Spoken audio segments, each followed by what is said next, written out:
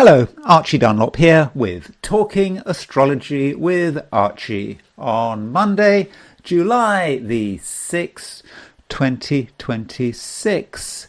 Today, the Sun makes a square to Saturn, and I certainly want to talk about this aspect. I think it is a major influence which could affect all of the 12 signs. And, when I go through the 12 signs, I'll be looking at how the Sun-Saturn square might be impacting them. I also want to mention the issue of weddings. So, astrology and weddings, there is this link. Sometimes astrologers are asked to choose the date of weddings, and there is this idea that some days are better than other days for getting married. And sort of over the weekend there was all this stuff about Taylor Swift getting married, and it got a huge amount of attention. And the question is, had she got married formally or legally beforehand? So that is an issue to think about. But there was this wedding ceremony in New York on Friday, July the 3rd, and I did want to look at it briefly. I mean, I'm not particularly interested in Taylor Swift, but I am interested in events.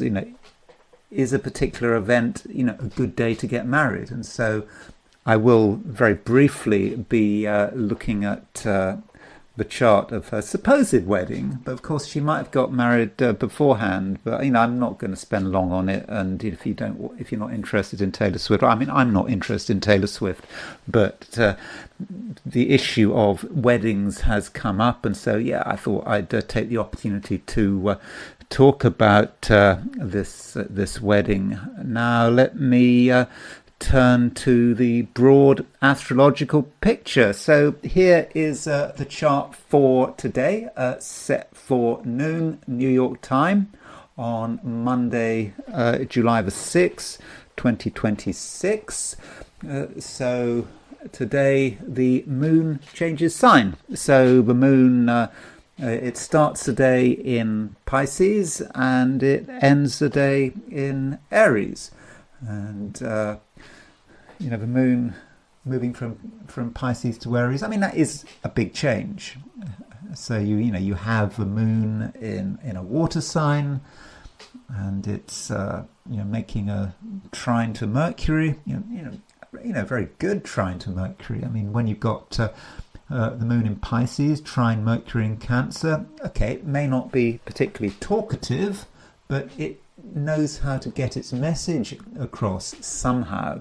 It might be through body language, it might be through just picking up the vibes. But we know how to communicate. We're not going to say too much. At least we don't have to say too much with the moon in Pisces, trine Mercury in Cancer. But we will be able to come across in a reasonable way. And with the moon and Mercury, you've got the moon represents emotional communication which is kind of spontaneous, it's from the heart, whereas Mercury is more about sort of intellectual, mental communication. So when they're trine, we just know how to say things. The words come out in a fairly easy way, but we don't have to necessarily overdo it.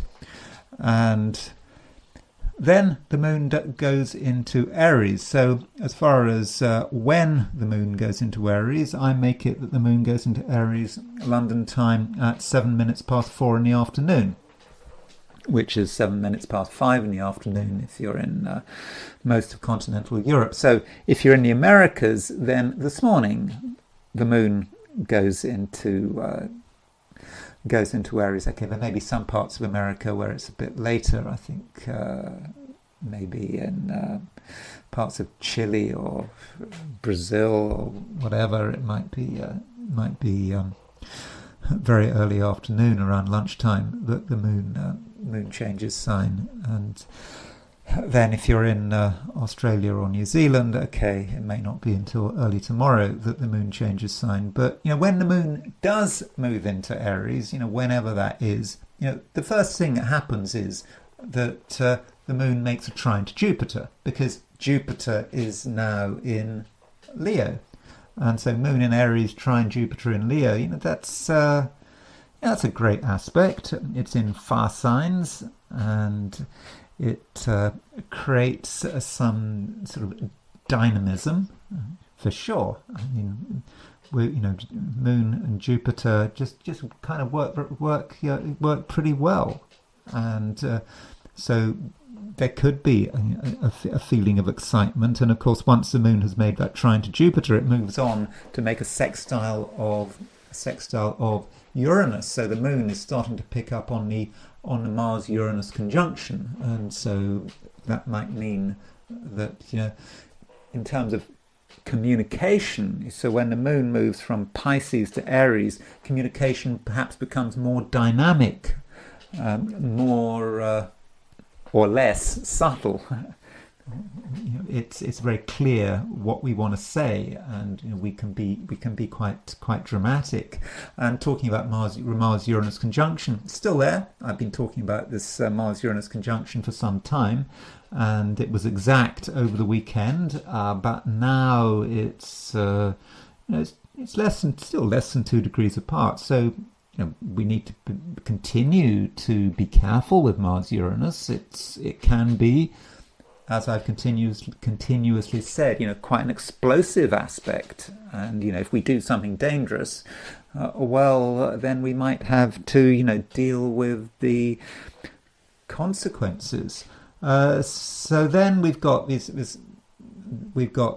Sun square Saturn. I'll talk about that in a moment. I just wanted to look at the chart for, if we set the chart for Sydney, Australia, just to give a different geographical perspective. So if you're in Australasia, Australia, New Zealand, East Asia, at noon today, Monday, the moon is at 22 degrees Pisces. So that means you don't have to worry about the moon moving through Aries. And you could say that the main lunar aspect is moon trine Mercury. And so moon trine Mercury, if you are in Australasia, it's perhaps a great day to get your message across, but in a way that is, quite subtle, and you don't have to talk too much. And then there is the heliocentric view. If we put the Sun at the centre of the solar system, and so there is the Earth at 14 degrees Capricorn, and the Earth has made its square to Saturn. So we have the Sun-Saturn square exact today, but the Earth square Saturn, that was a few days ago, so that is not of immediate concern. And aside from that, we've got Venus-Mars opposition. We've got 2 oppositions. We know about the Jupiter-Pluto opposition, which has been around for a few days, and that's happening at the same time as a Venus-Mars opposition. So we've still got this sort of grand cross formation, Pluto in Aquarius, Pluto in early Aquarius, Venus in early Scorpio, Jupiter in early Leo, and then there's Mars in early Taurus. So, when you've got a grand cross, it might be, but there is a crisis of action. What do? We want things to be better. We want things to move. Jupiter opposition Pluto. And we might want to involve other people in what we're doing. Venus opposition Mars can be about, our own personal propaganda campaign to get people to like us. Although this is a heliocentric chart, and the heliocentric chart perhaps focuses, less on the personal and more on the collective. But, there could be a battle of hearts and minds, the battle to charm, and feeling that it is of incredible importance. And then we have Sun square Saturn. So here is the Sun square Saturn aspect. There it is. It takes the exact Sun square Saturn aspect. This is Washington, set for Washington DC, is at 6:47 a.m. today. And when you're talking about Sun square Saturn, it doesn't sound great, does it? Because you've got the sun trying to express itself, and it just runs into Saturn. Saturn can pour cold water on things. It can really bring things to a halt. It can be a very frustrating influence. And this Sun square Saturn has been developing over the weekend. I don't know how you felt about it. I know that in the eastern United States there was a lot of high temperatures. I think that a lot of the 250th anniversary celebrations, had to be cancelled because it was just too hot, which must have been frustrating. Could have been frustrating for the president. I mean, he was looking forward to it all, having all these celebrations. I haven't really been following the news particularly, but I know that things did get curtailed, but it's getting closer and closer, and now we've got this Sun square Saturn. Now, one way of looking at a Sun square Saturn, perhaps on a more sort of personal level, is certainly I feel that when I've got a transit coming up, I know Saturn, for example, hitting some major thing in my chart, very often it just gets worse and worse and worse. But when it becomes exact, that's the time when it starts to dissipate. So maybe with the exact Sun square Saturn, it might be about things just getting better. It might be how we feel. How we feel about it, as individuals. And I mentioned with Sun square Saturn that there's a possibility of negotiation and peace treaties in the book. I mentioned the book Mundane Astrology by Nick Campion, Charles Harvey, and Michael Bajan. That they pointed to sort of evidence of when the Sun was making, I think it was a square to Saturn, you might have had nuclear arms talks and whatever. I do know that Donald Trump and Vladimir Putin did have a conversation on July the 4th. I think he talked for an hour and a half, so maybe that was Sun square Saturn working. I mean, at least they're talking. I think it's best that they talk, even if they don't agree with one another. So that might be Sun square Saturn, but Sun square Saturn might be about the pressure to negotiate. And of course, it's not just Ukraine; it's about Iran or perhaps other places in the world. So we perhaps need to be aware of how that might be working. Perhaps Sun square Saturn is about facing the reality of the situation. We can fantasize, I don't know, about a war going on forever and sticking to our principles and so on. But Sun square Saturn, at some stage, you've got to get real. It just can't. It can't go on forever, can it? Regardless of what that conflict is. And this Sun square Saturn is important for the United States because the United States has Sun square Saturn. I mean, I know I'm repeating myself a bit. I won't go on too long about the United States because in my video for the weekend, I talked about this. But just to remind you that the United States has its Sun at 13 degrees Cancer. It's got its Saturn at 15 degrees Libra. So it's got a Sun Saturn square. If you want a sort of more extensive more extensive account, then you might want to watch the relevant section in the video I put out for the weekend where I do talk about the United States' chart.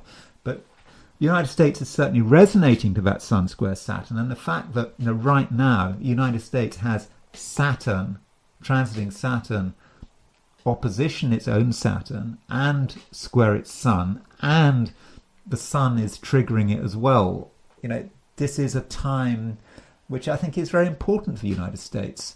And Saturn is it's slowing down. I mean, Saturn is going to go retrograde soon. I mean, Saturn goes retrograde. When does Saturn go retrograde? It's okay. So Saturn goes retrograde, at the end of the month. So Saturn goes retrograde at 14:45 on. I think that's the 26th of. That's the 26th of July. I think that's the 26th of July. So that's right on. Well, right opposition. The United States is Saturn, pretty close to the square of the United States' Sun. So, the whole summer, the United States, you could argue, is going to have that Saturn transit. And that might be that the United States perhaps is aware of its own limitations. I mean, that is possible. The limitations maybe of its own power. I mean, from an external perspective, but it might say something about questions about the Constitution. I mean, because the United States has an incredibly strong Saturn. That's Saturn in Libra, exalted in Libra, but Saturn in Aries is kind of challenging United States power, the United States Constitution. What has made the United States so enduring. So, because it is enduring. I mean, a lot of countries, they don't last for this long. And 250 years, that is a quarter of a millennium. I mean, that is a lot of time for this regime, this system of government to remain in place. So that is this Saturn. And maybe today, Monday, with Sun square Saturn, maybe maybe the country will be particularly impacted by it. And this Sun square Saturn does have an impact on certain famous people. So let's have a look at these famous people. So if you're into the United Kingdom, if you live in the United Kingdom, you'll know that Nigel Farage is a major player. He's a leader of reform. Some people are suggesting that Nigel Farage might be Britain's next. We know that Britain's next Prime Minister is actually going to be Andy Burnham, but after an election, a lot of people are thinking that Nigel Farage might become the British Prime Minister, and he's been under a lot of criticism recently. I think he took a donation from some crypto billionaire, which the Labour Party and his political opponents are trying to make as much mileage as they possibly can out of it. That's what happens in politics, doesn't it? You have to be careful who you take money from, and it could be taking its toll, because here is Nigel Farage's chart. We do have a time of birth for Nigel Farage, and so Nigel Farage has his Sun at 13 degrees 54 Aries, in his 8th house. The 8th house can be about complicated money, and so Saturn opposition his Sun in his 2nd house, it is an issue about money potentially, and so the Sun is in the 11th house, squaring his Sun. That might talk about Parliament, because the 11th house does represent Parliament in mundane astrology. So he's really feeling the heat, if you can say heat, from Sun-Saturn opposition. That is kind of restricting him. It's making it more difficult for him to be effective. And additionally, he's got his Mars at 4 degrees Aries, so Neptune is just going retrograde, starting to go retrograde, going back towards his Mars. So you can see that things might not be particularly easy right now for Nigel Farage, and that might short-term have an impact on reform. But Nigel Farage, he usually finds a way of bouncing back. I'll be returning to his chart, so we shouldn't necessarily see this Sun square Saturn as being the end for Nigel Farage, but I think it does represent potentially a significant obstacle for him. And then there's Vladimir Putin. So here is the horoscope of Vladimir Putin. I do not accept that there is a time available for Vladimir Putin. I mean, some people say that it's a time that he was born. I can't remember what time it is, but it's not official. It's not fully recognised. We don't really know what time Vladimir Putin was born, but Vladimir Putin has his sun at 14 degrees Libra. So Vladimir Putin has Saturn opposition his sun, and he has sun square his sun. So it may well be that Vladimir Putin is under a fair amount of pressure with Saturn opposition his sun. I mean, the sun is the life force. I mean, it might be about his health. I mean, that's certainly possible. But it might also be about opposition, and certainly Vladimir Putin has been getting a lot of opposition, and I think that this opposition has really come from his own government. I think that a lot of people, for example, in Russia, are kind of frustrated with the way he's kind of been so reasonable. He's always the guy in the middle. He wants to keep talking to Trump, keep talking to the United States, not take this war too far. He's always tried to do to find ways of avoiding all-out war, and maybe with Ukrainian drone attacks, he's under pressure from hawks within the government to actually do something. And although I suspect the situation is nothing like as bad as the mainstream media in the West is claiming, but still, I think this Sun square Saturn is having an impact on him. And we don't have a time of birth. It's difficult to know exactly how it's operating. The Western media is certainly saying he's under pressure. I think he is under pressure, but maybe not necessarily for the reasons that people in the West are claiming. And one of Vladimir Putin's sort of mortal enemies is Ursula von der Leyen, who is, what's her title?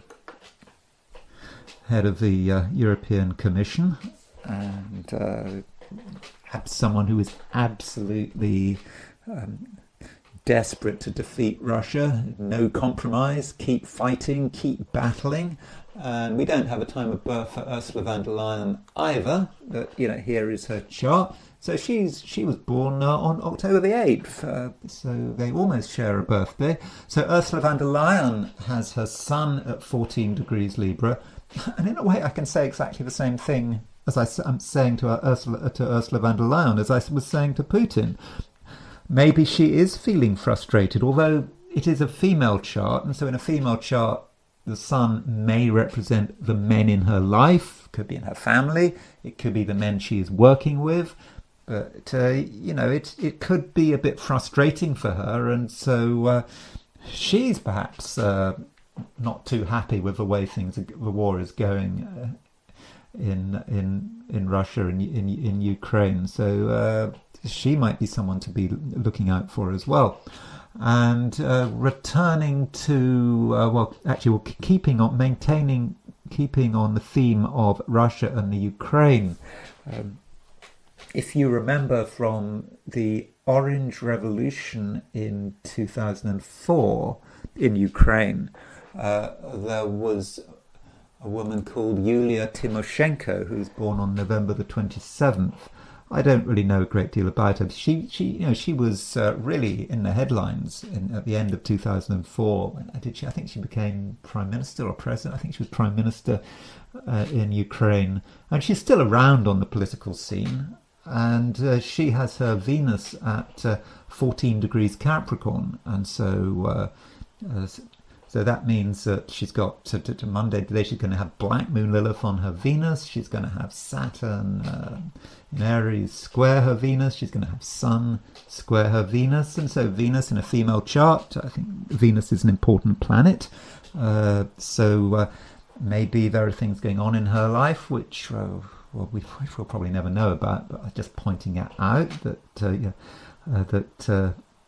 this important Ukrainian politician, I think still an important Ukrainian politician, is being hit by this Sun-Saturn square.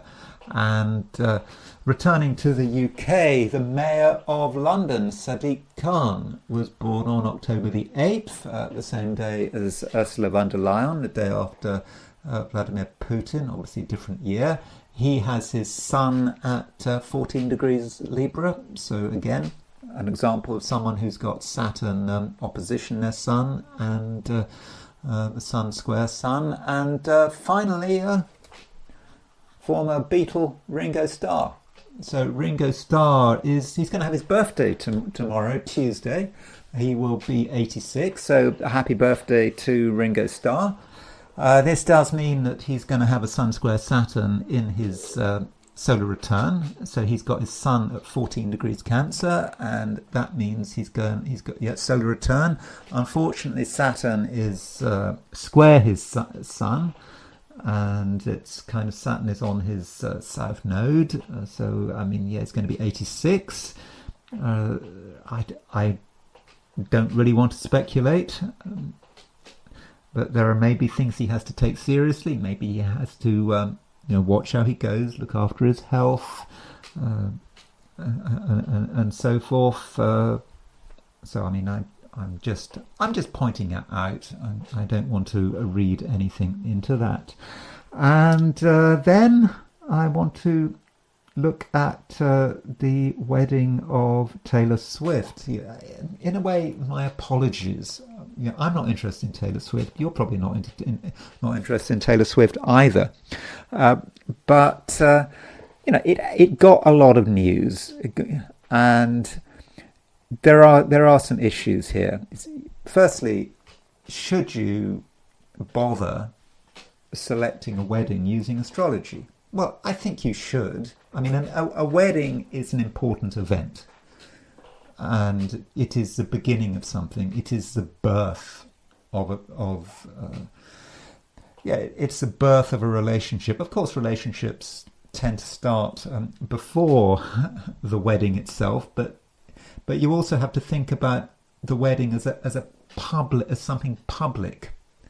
So in terms of Taylor Swift. Last time I looked, by the way, I don't have a time of birth for Taylor Swift. I just have a date of birth for Taylor Swift.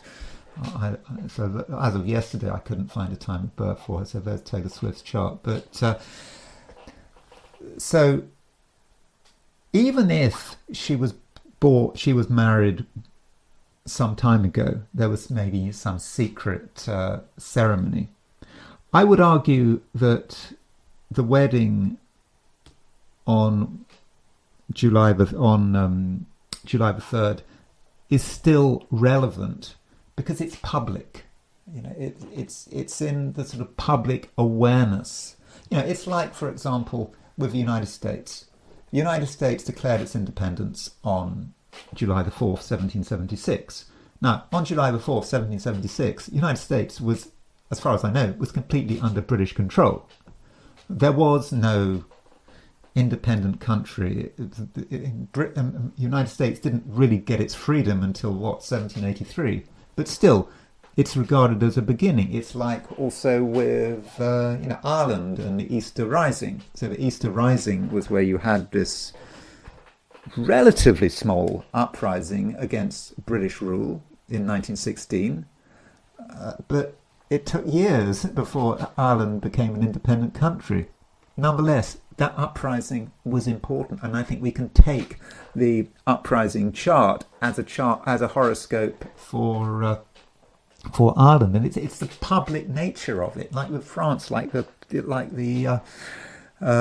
fall of the Bastille. And so, even if Taylor Swift was married days, weeks before, I think that public demonstration of her marriage, I think, is of symbolic and of astrological importance. Now, should you worry about getting the timing right? I think it's just one other thing to consider. You can have a wedding which takes place under absolutely disastrous astrology and it will work fine. Likewise, the planets can be in a great position, and it still turns out to be a disaster. It's just one other thing to consider. If it's a marriage where people are spending money, people buy flowers and all sorts of stuff, so you might as well spend some money on I don't know, a few $100s on an astrologer just to make sure the timing is right. But I'm not convinced that Taylor Swift necessarily spent money on astrologers. I don't think so. Looking at that chart. Now, before I look at the chart, as far as she is concerned, Taylor Swift got married when she was 36, and that's kind of interesting because her husband, Travis Kelce, who was also 36. So he was born on October the 5th, 1989. Have I got that right? No, he's. Hold on, let me get this right. So he turned 36. Yeah, he turned 36 last year as well. So they both turned 36 last year, and yeah, we do have a time of birth for him. Now, 36 is an important year. 36 was the year that Princess Diana and Marilyn Monroe, they both died on that age 36. With Marilyn Monroe, I think Marilyn Monroe walked the earth for a day longer than Princess Diana. If you do the calculations, if you work out how many days elapsed between their birth and their death, I think you find that Marilyn Monroe lived for something like a day longer. But 36 is, also important from the perspective of Vedic astrology, because when you hit 36, your Saturn matures. I mean, some sources say it's 35 because it's the beginning of your 36th year, but I think one should go for 36. And when one turns 36, it matters, and your Saturn comes into being. It matures. You see the full potential of the chart, and with Taylor Swift, we see, as far as the time of birth is concerned, if you look at astro.com, you do see a time, but it's categorized as DD, which stands for dodgy data. So we do not have a time of birth we can trust for Taylor Swift, at least the last time I looked, which was a couple of days ago. So when you haven't got a time of birth, what you could do, if you're interested in Vedic astrology, because Vedic astrology really does need a time of birth, I think even more so than Western astrology. And what you could do is set up a Chandra Lagna chart. So what a Chandra Lagna chart is, you make the moon the ascendant. So if you look at Taylor Swift's regular chart, so again, we don't know what her ascendant is. We know her moon is at 5 degrees Cancer. Therefore, we know that from a Vedic perspective, her moon is definitely in Gemini. And so we can therefore set up a Vedic chart for Taylor Swift, but we don't know her ascendant, but we can set up her Chandra Lagna chart. So here is Taylor Swift's Chandra Lagna chart. That's not Taylor Swift's Chandra Lagna. So a Chandra Lagna chart is going to need the moon to be the first house. So we'll just switch that to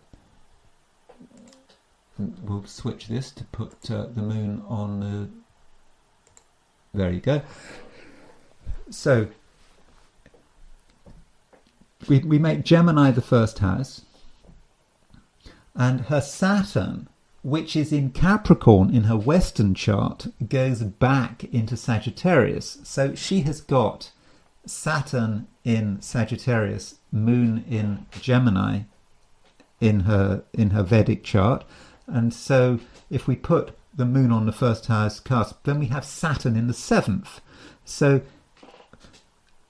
you might then say Saturn in the 7th. Okay, you could argue that Saturn in the 7th represents difficulties in relationships, potentially, or it could be about getting married late. Perfectly reasonable interpretation of Saturn in the 7th.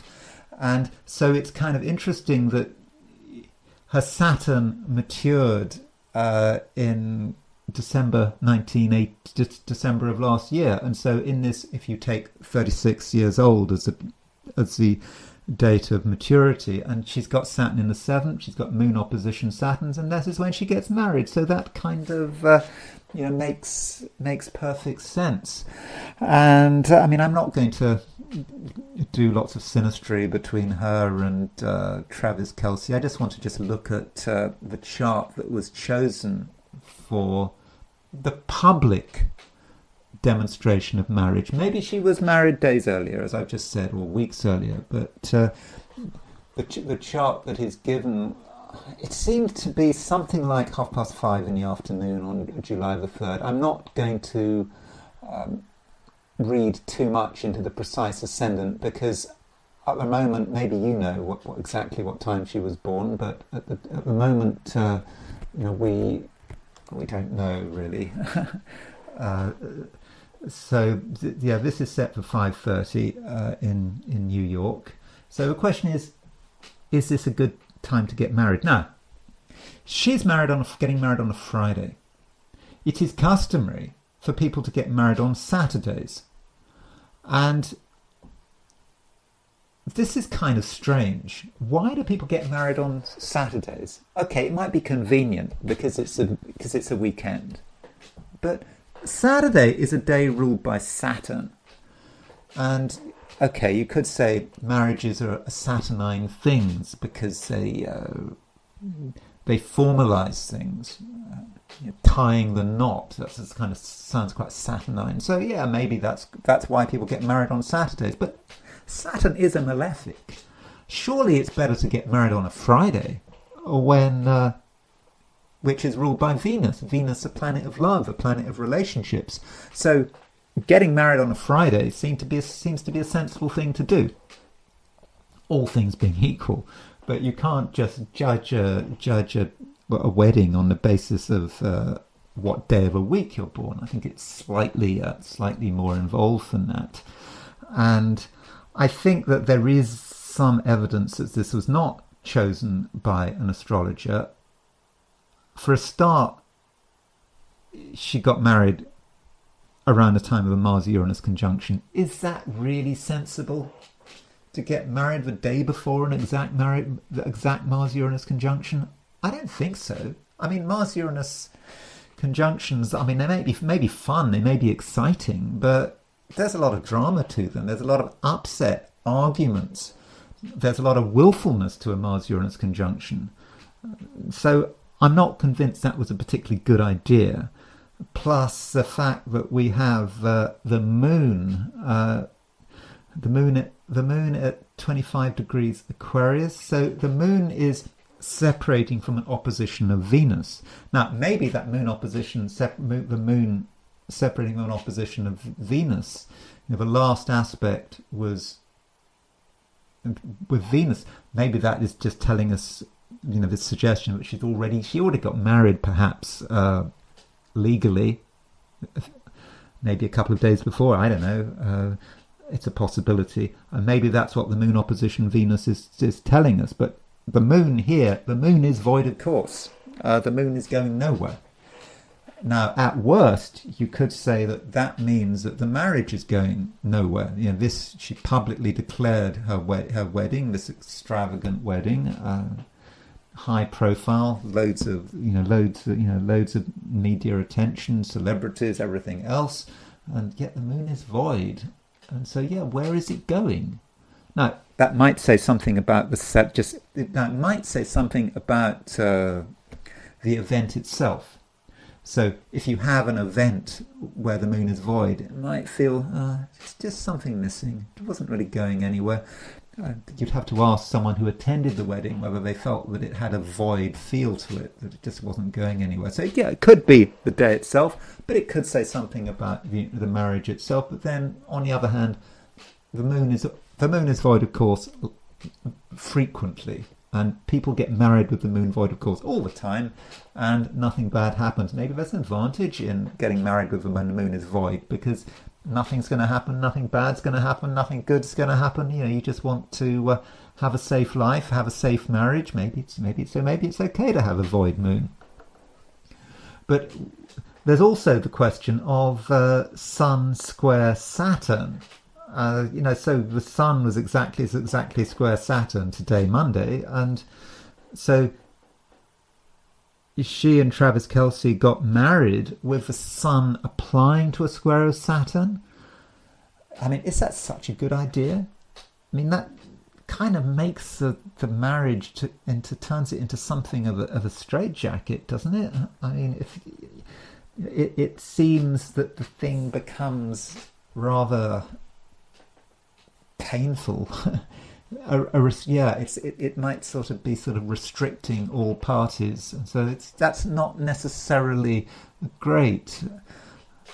Another thing, the choosing of this marriage. Well, yeah, I don't think that an astrologer chose this wedding day. I mean, by the way, unless they were entirely focusing on transits to one or I mean, I'm not going to look at transits to Taylor Swift or Travis Kelce, except for the fact that Venus, by the way, was exactly on Travis Kelce's south node, and okay, Venus on a nodal axis, you could say the node is a contact, yeah, straightforward. Of course, the south node might be that perhaps for him, at some level, this particular marriage was not necessarily the right thing for him to do. Maybe it wasn't entirely in accord with his destiny, but I'm not going to go down that road too much. I mean, read into it what you like.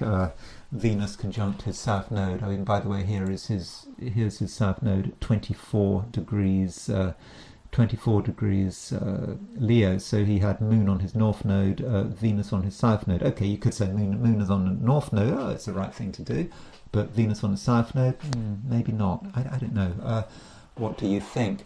So going back to the chart. So yeah, I think the Sun square Saturn, is an issue. I mean, I don't want to tell you or suggest that it's all going to end in tears. I mean, as I said, people get married with difficult charts, and the marriage survives. But if I were choosing a time to get married, I don't think I would have gone for that time.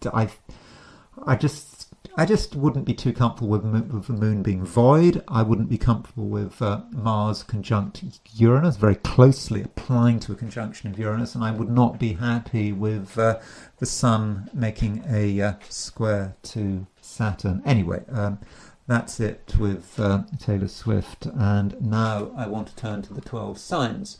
So these are my forecasts for the 12 signs for today, which is Monday, July the 6th, 2026. Aries.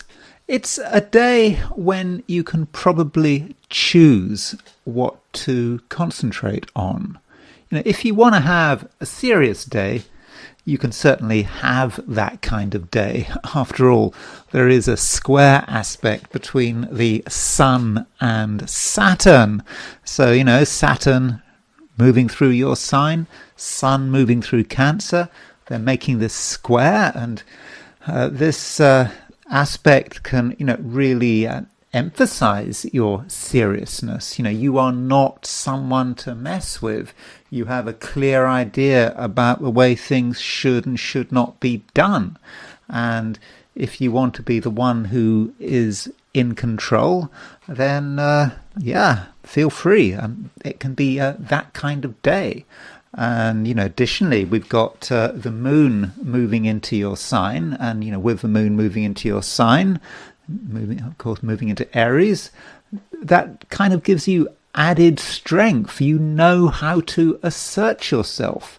And so if you want to say something, you want to do something, you certainly can, and in the process you can have a big impact. And if you want to impose your view of the world onto other people, perhaps you don't like what they're doing, perhaps you've got criticisms to make, then yeah, you can certainly be very effective. But it kind of depends on the situation, doesn't it? I mean, it may be that you don't feel that you want to take things so seriously. You don't have to have a responsible day if you don't want to have one. So this sort of emphasizes what I was saying. There is a question of choice here. Now, the moon, when it moves into Aries, which takes place, well, kind of depends on your time zone, of course. But if you're in the Americas, that will be this morning. Later on, for example, I don't know, 7 minutes past 4 in the afternoon, London time. Later in the afternoon in Europe, this evening in Asia, perhaps early tomorrow morning, Tuesday, if you're in Australia or New Zealand. Yeah, but when the moon does move into Aries, that does give you opportunities, and it actually gives you a certain lightness, because when the moon moves into Aries, it makes a trine to Jupiter. Jupiter's in Leo now. We got so used to Jupiter being in Cancer, but it's a bit of a shock to the system that Jupiter is now in a fire sign, and this Moon-Jupiter trine is really going to emphasize the fact that, something has changed. And, with Jupiter in Leo, as I discussed a few days ago, it is a time, Aries, when you can, very much be yourself. And, additionally, you can have a sense of humor. You don't have to take everything seriously. You can laugh at even yourself, and if you want to do something, it really should be very straightforward, and and at the same time you can help other people enjoy life. And indeed, Aries, you can project yourself as being a real unifying force. You can bring people together if you want to. You can make people feel good about themselves, and if you're trying to get closer to someone or just to a group of people, then that shouldn't be too much of a problem. In a way, you're able to transmit a particular vision, quite a warm vision, and so you can be everyone's favorite person, and that is often the case with Arians. Arians are quite an exciting, interesting group of people. They get things going. They do have a natural warmth and a spark to them, which I think that you're going to be really able to demonstrate if you want to. And this goes back to what I was saying. What kind of day do you want to have? Now, it could be with this Sun square Saturn. As I've already discussed, that there are, some serious things which you need to deal with, and you might not be in the mood for just sort of laughing around, demonstrating your ample sense of humour. That might be dormant because there are other more serious things to be worked on. Perhaps they've been developing over the course of a weekend. Of course, in the United States, that was, the July the 4th, Independence Day weekend. Certain things had been perhaps kept on ice. You'd tried to keep things at bay, and now Monday, new week, you just feel that certain things do have to be addressed. The sooner the better. But maybe it's just a question of getting the balance right. Maybe it's not either or, and over the course of the day, there may be times where you do need to be serious. There are other times where you can have a sort of a lighter touch, and you can somehow bring the two together. And you have to just act in a way that suits that suits a particular environment, whatever that environment is. Now, I've talked about Sun square Saturn. In fact, we have got True Black Moon Lilith involved here as well.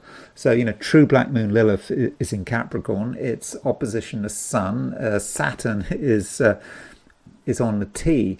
And, that Sun opposition True Black Moon Lilith might indicate, Aries, that you just come across something which may be a little bit difficult. It might relate to your work. So if it's a Monday, if you're going into work, or you're really trying to project yourself, and you're getting an understanding of what other people are like, what they're thinking about, what their ambitions are. It just might occur to you that something isn't quite right.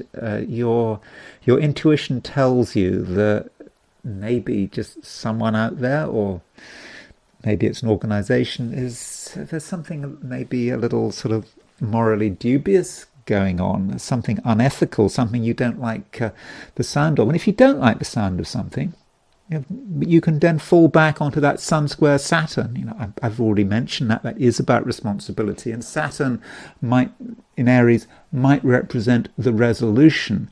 You see a difficult situation. It's not necessarily your problem, but it becomes your problem because you have noticed it. And you see a difficult situation, and this is your chance to demonstrate your responsibility and your maturity, and perhaps your ethical and your ethical and moral superiority. Okay, I'm not saying you're morally superior, but in the short-term situation you might find yourself in today, it just might be clear to you that perhaps you are temporarily at least morally superior, and you then are in a position to assert yourself. And once you start asserting yourself, Aries, it's very clear that you mean business, and I think that you will certainly have an impact. But perhaps there's no need to be serious all day long. I think there will be moments where you can relax, and that goes back to Moon trine Jupiter. I think that you can additionally tune into who you are, and tune into your fundamental creativity and your zest for life. And at the same time, I'm confident that relationships should work reasonably well. Taurus, you're able to express your thoughts quite well. You can tell everyone, what you're thinking, what is important to you, and once you start talking, I think you'll make an impact. And so do respond to your environment, and perhaps you're in a position, Taurus, when you can say things that other people can't. Perhaps they're tongue-tied, perhaps they're worried about what the reaction might be. But I think, Taurus, you're pretty fearless, especially at the beginning of the day. While the moon is moving through Pisces, you're feeling good. You've got the moon. In fact, the moon, as it moves through Pisces, is making a trine to Mercury. And so Moon Mercury trine is, as you can imagine, Moon and Mercury are two planets connected with communication. So when they're in trine aspect, it just should be just very easy to express what's on your mind, and perhaps to express what is on other people's minds.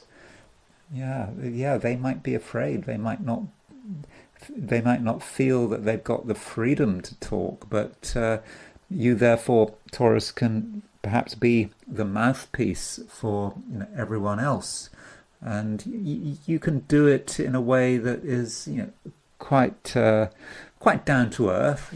You're not in the business at the moment of rocking the boat. Instead, you do want to create a certain amount of stability, and I think it's important that everyone knows what's going on, and that might be your role. Now, one thing that you perhaps should be aware of, Taurus, is that Venus, your ruler, is getting on there. It's getting late in Leo. It's now at 26, 27 degrees Leo, and so very soon it's going to be in Virgo.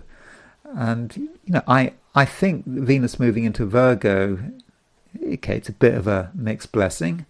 I mean, Venus, when it moves into Virgo, will be in its fall, but at the same time, Venus does rule the earth signs by day, and so there are certainly advantages of Venus moving from Leo into Virgo. That's the first point to make. And secondly, with Venus in late Leo, it just could be that certain things have got a little bit boring. They've gone on for just too long, and you are ready for a change. But before you make that change, maybe there are just a few things that you need to do, a few things that you need to sort out. You need to make sure that everything is being done properly. So that certainly looks good, and or at least that is the right approach. But additionally, Venus is in the same sign as Jupiter still. So you've got Jupiter at the beginning of Leo. You've got Venus at the end of Leo. And while you might be a little bit bored of Venus in Leo, Venus is at the bottom of the chart. Jupiter is a benefic, and some would argue that Venus and Jupiter are conjunct one another. If you take the view that two planets in the same sign do have an influence on one another. And so with the benefics both in Leo, this might be a chance, Taurus, to think about what is important to you. Think about the grounding of your life, and that might represent your home and your family, making sure that everything is in order in that direction. And so there is perhaps still a bit of work to be done over the next day or two, while the moon is while Venus is moving through late Libra. So there's no need to be in too much of a rush. And as the day progresses, I think, Taurus, you are likely to slow down. Once the moon moves out of Pisces, into Aries, things perhaps are quieter. Maybe there's less action going on, and you might be thinking more about what is going on in your own home. Things relating to your family might become sort of more significant, and I think in general, as Monday moves to Tuesday, probably you're going to feel more relaxed, but nonetheless, you're able to maintain communication throughout the day, and you're always going to be able to find a way of telling everyone what's on your mind, and telling other people what's on their mind, and that might mean that you give the impression of actually being quite sensitive. I don't think it's necessarily sensitivity. It could just be plain speaking, and that is something that Taurians are good at. You just notice something, it's obvious, and you just tell everyone what they already know, but because you have been open about it, it kind of seems a bit shocking, when the obvious is stated. Gemini. The moon moves from Pisces to Aries. And, that movement from Pisces to Aries is not necessarily that dramatic, because, Pisces and Aries, although they are, very different signs. One is a water sign, the other is a fire sign. Both signs are quite high profile in the Gemini chart. And so, throughout the day, you are able to really push yourself. You're able to, make an impression, and people, understand, what you are, all about. And I think, with the moon in Pisces, especially at the beginning of the day, that is important, probably because the North Node is also in Pisces. And, the North Node is very soon going to change sign. It's going to move back into Aquarius. And, once the North Node moves out of Aquarius, well, you're going to have years and years and years to wait before it's back in Pisces. And, with the North Node in Pisces, Gemini, this is a time where your fundamental destiny is to push yourself. That might relate to work or career, but it just might be about how you relate to society and how you develop yourself. We could say that North Node in Pisces is sort of ego development. I know that sounds a bit chunky and a bit sort of overly psychological. We all have an ego. We've developed this ego through our life, and ego very often has a connection with our relationship to our parents, even if our parents, are long dead. And so we're trying to develop something. Maybe we're trying to integrate the parental archetype. But, that's something we are working on, and it's something you hopefully have been working on well, over the last year or two, because you knew it was important.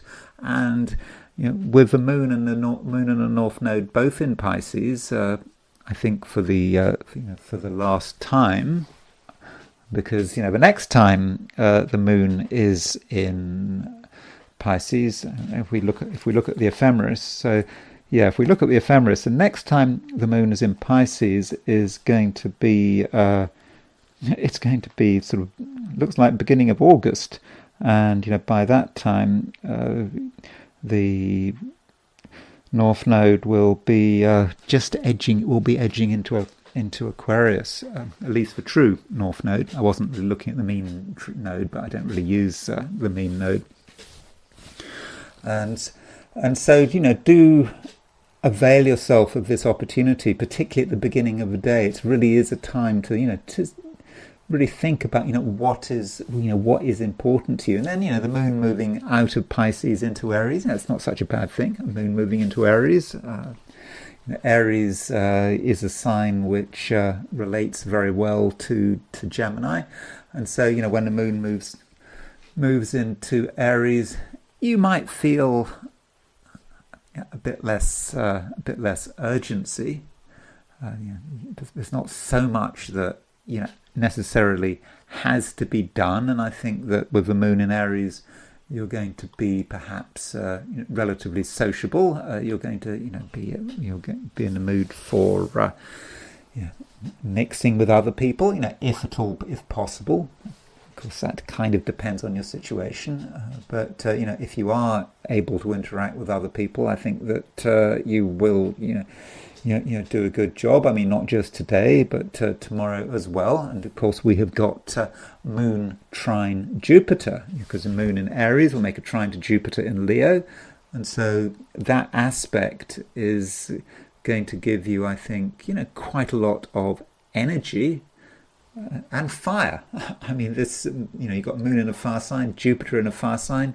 Geminis sometimes need that fire, because, Gemini as a sign can, kind of live in its head to some extent, and it just sort of analyzes things, and sometimes actually making things happen, actually taking action can be a problem. But I think that there is a motivation there, and that motivation can partly come from yourself, but it can also come from other people. Maybe if you interact with dynamic people, you can pick up on that dynamism, and you can realize what it is that you want to do. And I think that there are things throughout the day, regardless of whether the moon is in Pisces or Aries, there are things that are important to you. They matter.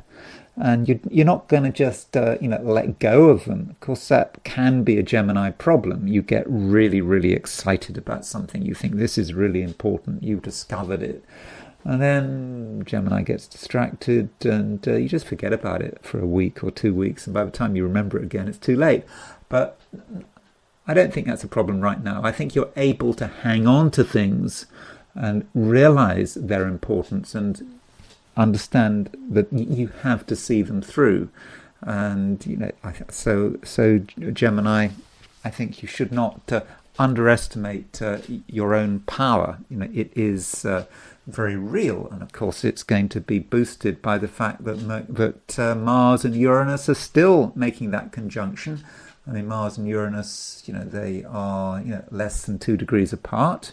That conjunction takes place in early Gemini, beginning of your sign, and so you continue to be able to have an impact. And if you want to stir things up, force people to pay attention to you, then you can. And the moon, when it's in Aries, it does actually make a sextile to Uranus, and into tomorrow, maybe late tonight, this evening, this evening and into tomorrow, the moon will be making a sextile to Mars. So the moon is making that sextile to Mars and Uranus. So that means that it's not just that other people can motivate you, but you can motivate them. And perhaps, Gemini, you're going to be looking for action. And if action is what you want, then I think that there is a very good chance that you can find it. Okay, perhaps you have to make a first suggestion, but once you make that suggestion, then I think that things can really start moving. And additionally, I've mentioned, but I think that by and large your social skills are pretty good at the moment in terms of close relationships. Likewise, I think, Gemini, you can talk to just about anyone. You needn't be self-conscious, and you can talk to people with a certain amount of excitement, and you give the impression that you have got something important to say, and that could be a real help in terms of dealing with particular people. If you're trying to impress someone, if you're trying to be persuasive, then I really think I think you can make a powerful and favourable impact. Cancer. The Sun continues moving towards a square with Saturn. So this Sun-Saturn square had been developing over the weekend, and today it is exact. And it might sound a bit scary. Sun square Saturn could give the impression of creating all sorts of problems. It might sound rather frustrating, and you might be thinking that it indicates a bad day. I would not agree with that analysis. I think that this Sun square Saturn could actually be pretty useful. And so what we've got is, we've got the Sun moving through your sign. So this is a time of year when many Cancerians do feel powerful. Ever since the solstice, ever since the Sun moved into Cancer, and then making that square to Saturn. Saturn is a planet which is about responsibility. It's about ambition. It's about getting yourself together. And so when you've got Sun square Saturn, you really have a chance to make an impact.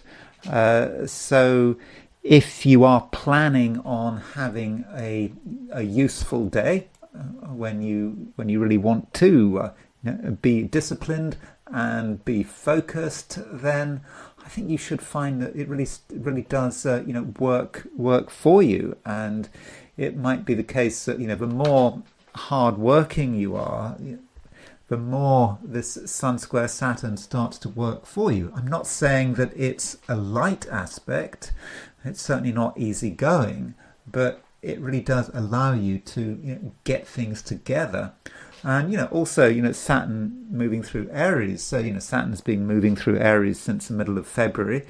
Perhaps you're still getting used to it, and Aries is an important sign for you. It's the sign Aries in the Cancerian chart is about ambition, what you're trying to achieve, and the Sun really sparks this Saturn and allows it to actually work in quite a constructive way. And the situation becomes even more powerful when the Moon moves into Aries. Okay, that kind of depends on where you are, but if you're in the Americas, this morning the Moon moves into Aries. Europe, Africa, this afternoon. If you're in Australia or New Zealand, that might not be until tomorrow. But the Moon is getting there, and when the Moon moves into Aries, it's in the same sign as Saturn, and that really does allow you to really make things happen. And the more disciplined you are, the better.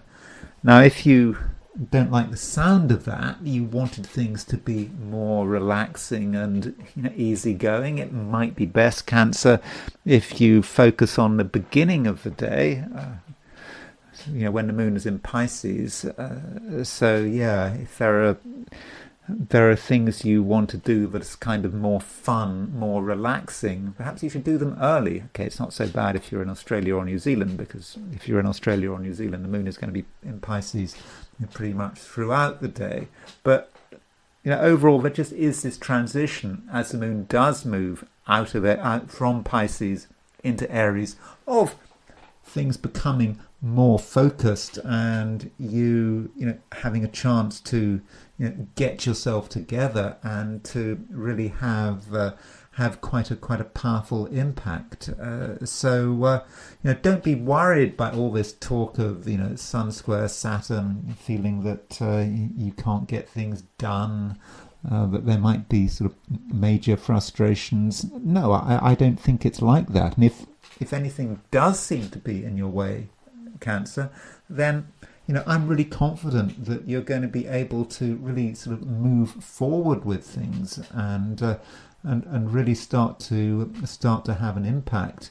Now, we could take this analysis and sort of move it further and say, well, it's not just that we've got the Sun square Saturn, we've also got True Black Moon Lilith involved. So True Black Moon Lilith is at 14 degrees Capricorn. It's opposition the Sun. It's square Saturn. So we have got a T-square here.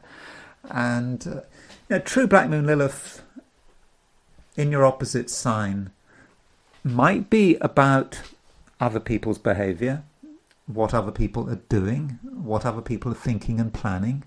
And you might have all sorts of ideas about what's going on in the dark recesses of other people's minds. I mean, True Black Moon Lilith can be quite a powerful but hidden entity, and you pick it up in that Cancerian way. I mean, Cancerians can be very self-protective, and they can sometimes exaggerate. They can exaggerate their own fears. And so you might pick up on something about another person and feel this is perhaps a little bit dangerous. Yeah, after all, we're dealing with maybe something connected with True Black Moon Lilith. But I think right now, Cancer, you can deal with pretty much everyone.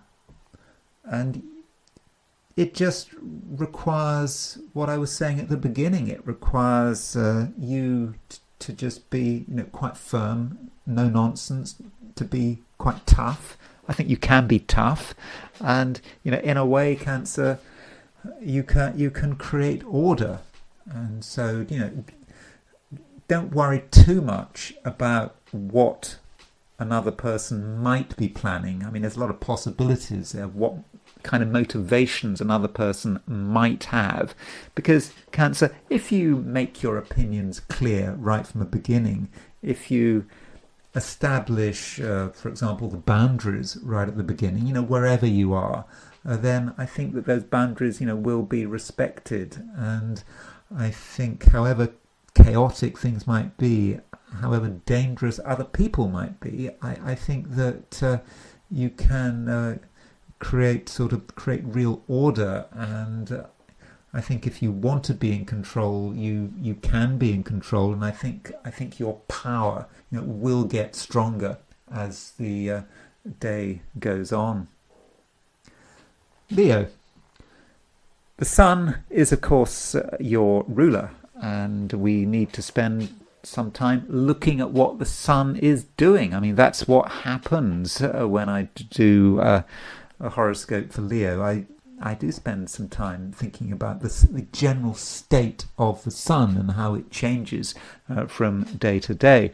And what's been happening, over the last couple of days is that the sun has been moving to a square of Saturn. And this square to Saturn is not entirely easy. I mean, when you think about the sun and Saturn, you think that, well, the sun is how you express yourself. I mean, it's you, it's your ruler. And so when it makes a square to Saturn, it could be that you run into, a bit of a roadblock. You run into something that could be frustrating. There are things you'd like to do, and you can't do them. And, this roadblock may not necessarily be physical. It may not literally be, 5 tons of concrete in front of in front of you. It might be something more subtle. It might be about your own feelings, your own concerns, questions about whether or not something is right. When I say right, I mean it might be morally right. Is it in accord with your fundamental opinions and beliefs? And so do be aware of that. And I can't really tell you what to do, but if you do find that something is out of sync with what you believe in, well, you've got kind of two alternatives. You can say, well, it is your beliefs that matter. If something is not in accord with your beliefs, then you shouldn't do it. On the other hand, it might be your beliefs holding you up. And so, you perhaps, you have to make that choice. And, with this Sun square Saturn, it might also say something about relationships. And I think I've already mentioned this with Sun square Saturn. The thing is that, Sun rules Leo, Saturn rules Aquarius, and Aquarius is your opposite sign, often connected with other people. So when the Sun and Saturn are in square with one another, that just might mean that you and someone else don't entirely relate to one another. There may be some sort of minor incompatibilities, at least passing incompatibilities, or there might be just a disagreement. They perhaps have some ideas, they have a view which you're not entirely comfortable with. And at the same time, with Sun square Saturn, it might occur to you that someone is cramping your style. There are things you want to do in your own way, and you want to work things out at a particular pace, and someone else is, perhaps they're pushing you, perhaps they're being unreasonable, perhaps, if we're talking about right and wrong, it may not be you having a strong feeling of right and wrong. It may be someone else. Someone else says to you, you can't do that because... And what is that because? Because it conflicts with a set of beliefs. It conflicts with how things have been done in the past. It conflicts, I don't know, it could be with some religious, spiritual, political code. I mean, people have all sorts of views. And just because someone has a view doesn't necessarily mean that it should be respected. So, if someone tells you not to do something, or at least advises you not to do something, then, don't take what they say at face value. And just because someone gives the impression of having a lot of authority doesn't mean you should believe it. You should question authority. I mean, not like being a rebel, but just being just skeptical. I mean, just because someone is very sure of themselves does not necessarily mean that they are right. And given all this, Leo, it might well be best that you're not in a situation where you are, surrounded by other people, or even where you have to deal with just one other person.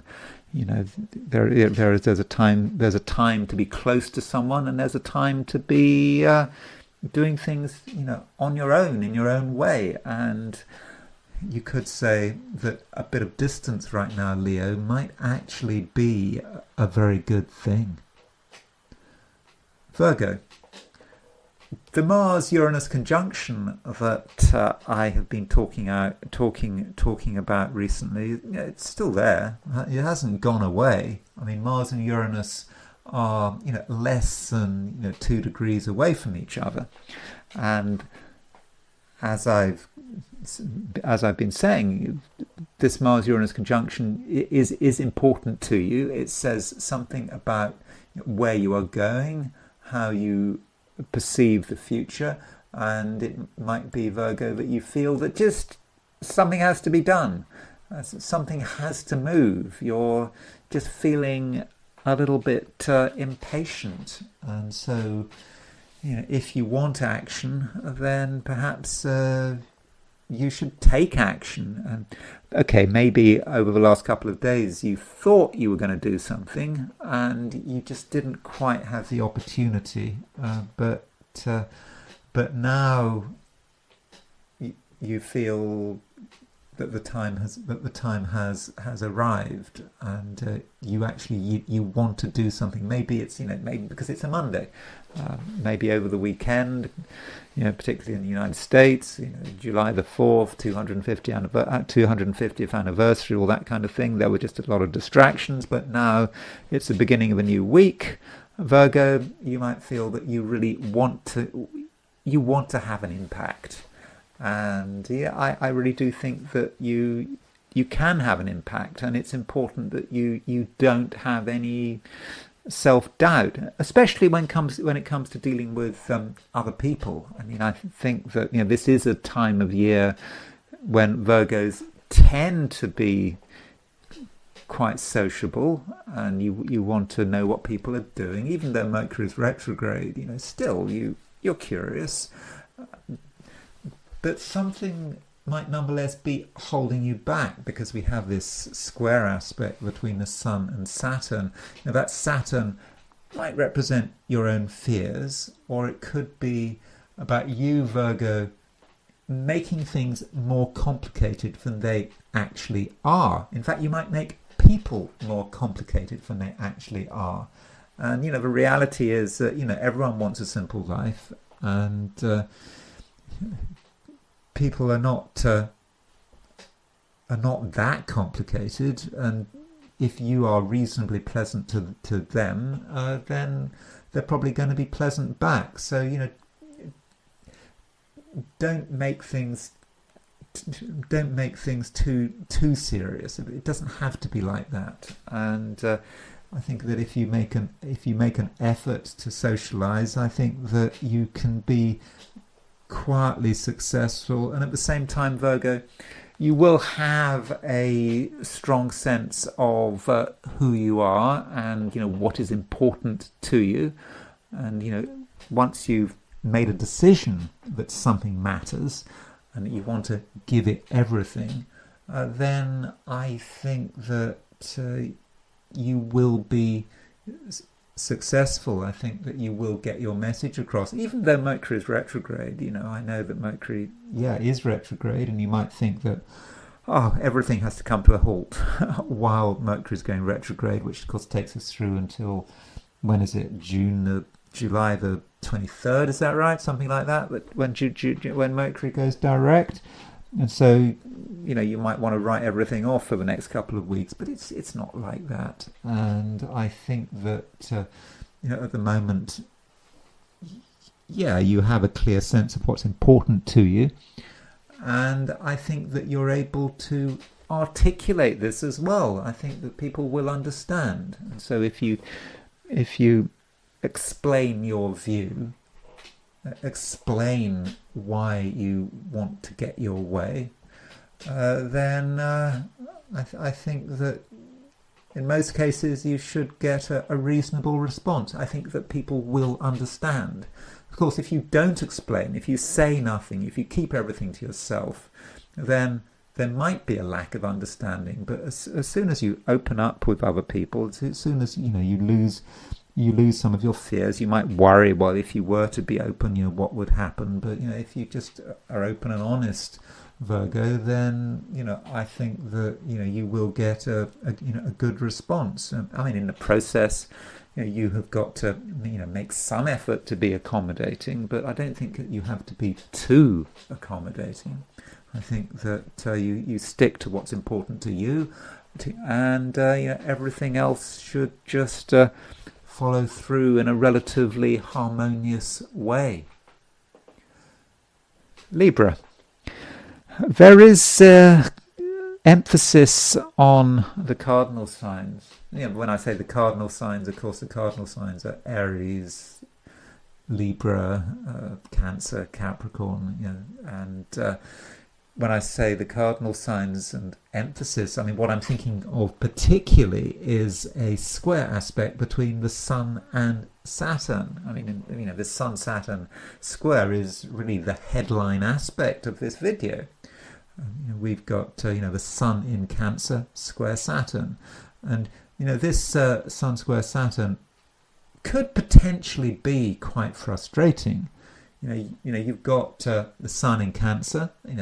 The Sun in Cancer may represent what it is that you are trying to achieve, what you're trying to do, and Saturn appears to be in the way. Now, I've talked about this already when I was looking at your horoscope for the weekend with this Sun square Saturn and how it could be an issue.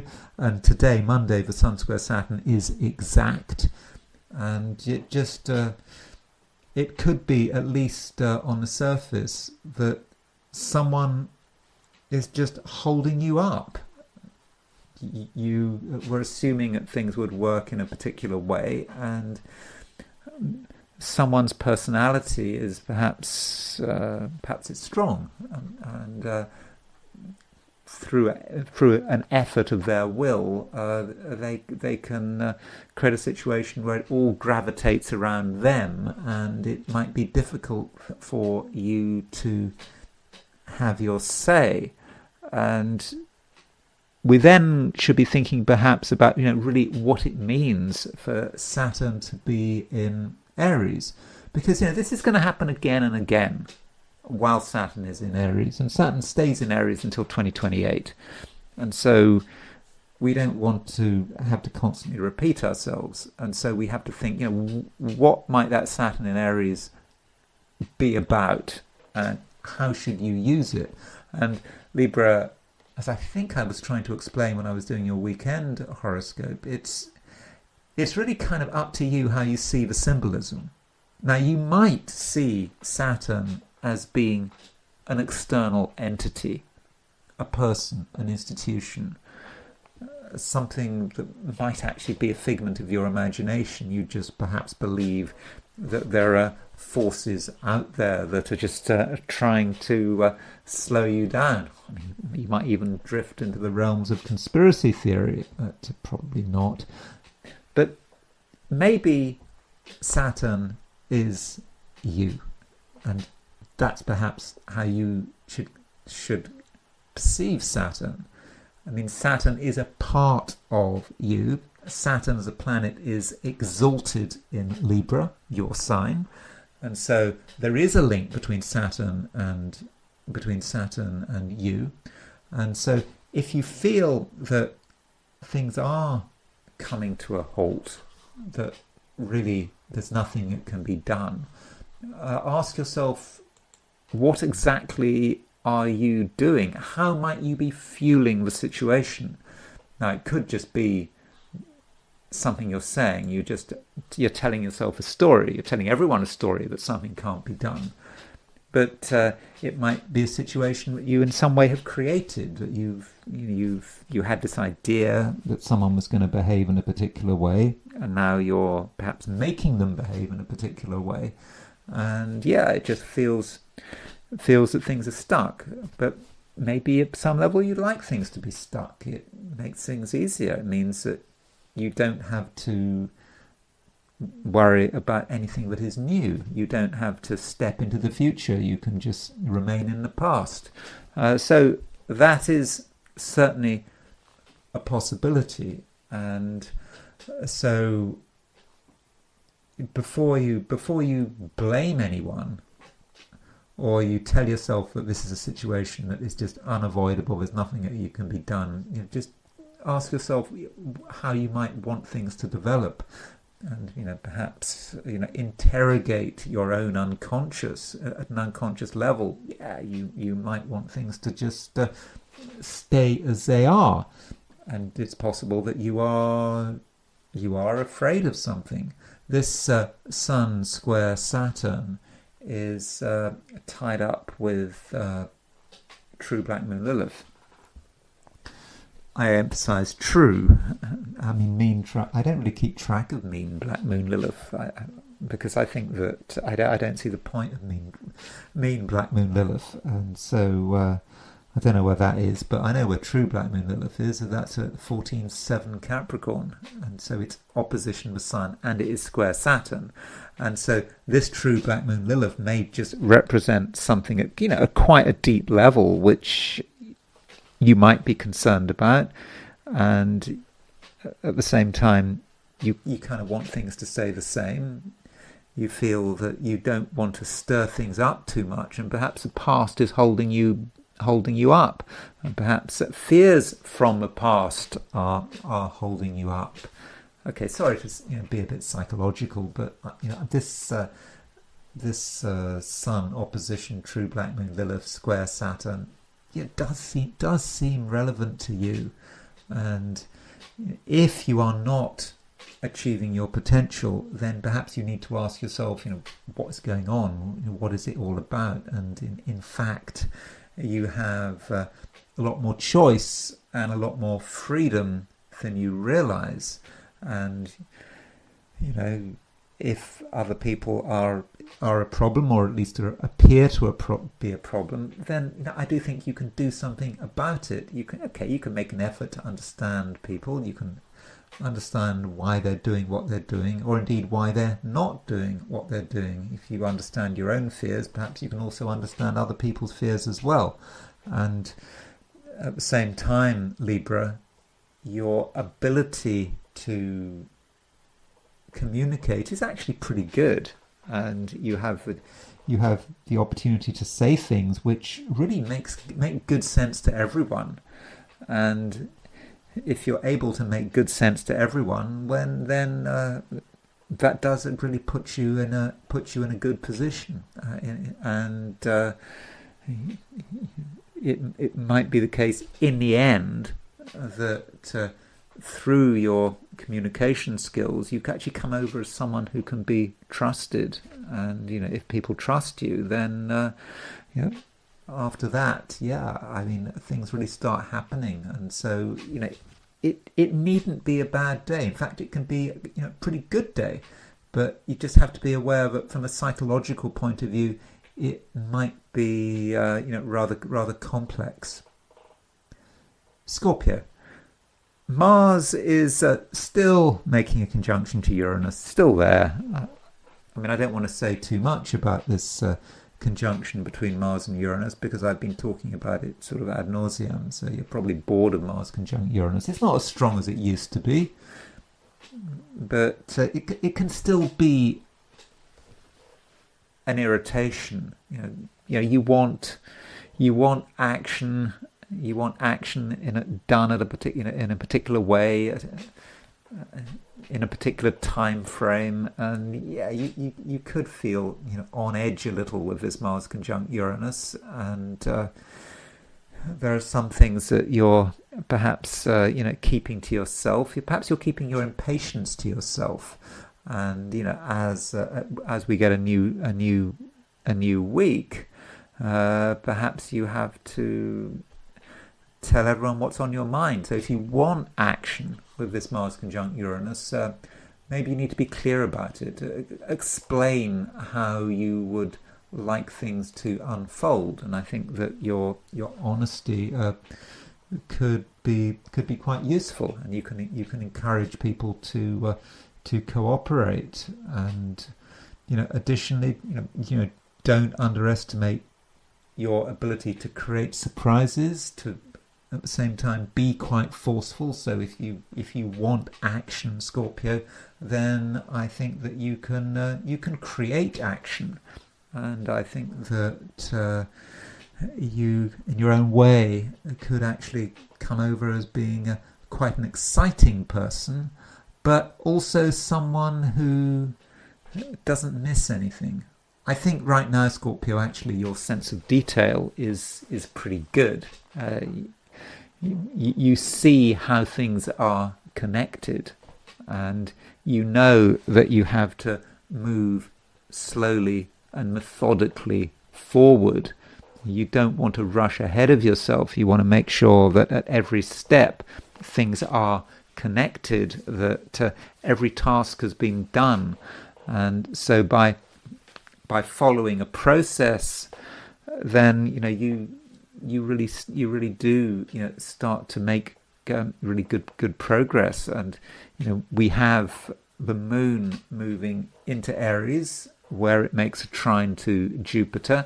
So this moon Jupiter trine, particularly powerful if you're in the Americas. I think you might get it towards the end of the day in Europe and perhaps parts of Africa.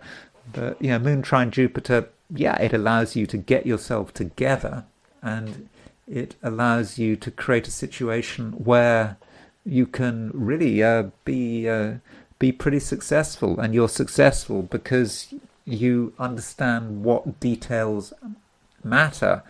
Maybe other people are a little bit confused. They don't know what exactly needs to be done. But you, Scorpio, you do seem to get it. And you get it, before anyone else. And perhaps the reason you get it is because you're actually quite intuitive. At least at the moment, you're quite intuitive. The moment Moon moves into Aries, you are, and things just make sense to you. You just have this intuition that something just needs to be done, and you do it. And at the time, it might not be immediately obvious why it's being done, but then something else crops up, and it's quite obvious that you did exactly the right thing at the right time. And so I'm thinking, Scorpio, that it can be quite a successful day, and I think that you will just be in the right place at the right time. And if you just have this feeling that something needs to be done, then probably Scorpio, you should just go and do it, because you do really seem to know what's going on, and so you shouldn't allow yourself to be distracted. It really is the case, I think, that you know best. Sagittarius. The moon is moving into Aries, and I think that is a good thing. I mean, the day starts with the moon in Pisces, and from a Sagittarius perspective, moon in Pisces, it's not the best place for the moon to be in. Okay, Jupiter rules Pisces, so it's good for the moon to be in a sign that it is ruled by your own ruler, but the Moon and Jupiter are no longer in mutual reception when the Moon is in Pisces, because it used to be the case when Jupiter was in Cancer, but every time the Moon was in Pisces, you had this Moon-Jupiter reception. But it's not the case anymore. And while the Moon is in Pisces, over the last couple of days, over the weekend, it just might have been the case that you didn't push yourself very far. You were just sort of drifting. You were happy where you were, relatively happy. It might not always have been entirely interesting, but you didn't feel any great need to make things happen. Although the Moon in Pisces, it does make a trine to Mercury. So we've got this Moon Mercury trine is it's not bad. I think that you're able to let people know what's on your mind, what you're thinking. If you want to talk about something, I think you can. It doesn't have to be very serious, but I think your conversational skills are pretty good. But there's still this question about where is it all going? And then when the Moon moves into Aries, which is going to be this morning if you're in the Americas, that does mean that it makes a trine to Jupiter, and things are just happening. And Moon trine Jupiter, because Moon in Aries trine Jupiter in Leo, that kind of creates a sort of a grand trine situation. If you take the view that the third planet is, well, it's not a planet, it's Sagittarius. The Moon is trining Sagittarius. Jupiter is trining Sagittarius as well. So it just means that things are starting to happen. There's action. There's movement, and that's what you've been looking for, all along. And so you can then just go with it and feel that you can do something that really is, an essential part of who you are. And there's no need to explain. There's no need to worry too much about what other people might be thinking and other people's reactions. I think, in fact, Sagittarius, the more independent you are, the better. In fact, if you were to spend too much time worrying about other people's views, getting their opinion, spending too much time with particular people, that could actually slow you down quite considerably. And at the same time, you might sort of start to pick up on other people's psychological material, other people's concerns, other people's worries, and that's kind of not what you need at the moment. I think that you need to be able to make your own decisions, and you need to refer to your own priorities, not other people's priorities, not other people's complex psychology. That's really not really what you want to have to worry about. And additionally, if you do get close to particular people, you might find that certain people are quite opinionated. They have ideas about what is right and wrong. They might also have their own agendas, and so it could be a case, Sagittarius, that if you don't decide what you want, if you don't make a decision, then someone else is going to make a decision for you, and that is not really what you want. But with Mars and Uranus still making a conjunction in the 7th house in your opposite sign, if you give people a chance to assert themselves, they'll take that chance. And so there is an argument right now, Sagittarius, for being as sort of independent as possible. You give people an inch and they might take a mile. Capricorn, Sun square Saturn. That is the big aspect of the day. I mean, it's really the aspect on which I'm sort of basing this video. And so we've got the Sun in Cancer and Saturn in Aries, and so those two planets are in cardinal signs. You are a cardinal sign as well, Capricorn. And so, with the Sun moving through Cancer, it's of course moving through your opposite sign. And that might mean, Capricorn, that, you're very aware of, what is influencing you, what could have an impact, what could be having an impact on your, your freedom of action. So, you're aware of all of that. And you're aware of, how you could be pressured. And you're sensitive to it as well. You kind of know what people are thinking and planning. I mean, that's perhaps a Capricorn trait at the moment, but I think that the sensitivity is perhaps stronger than usual.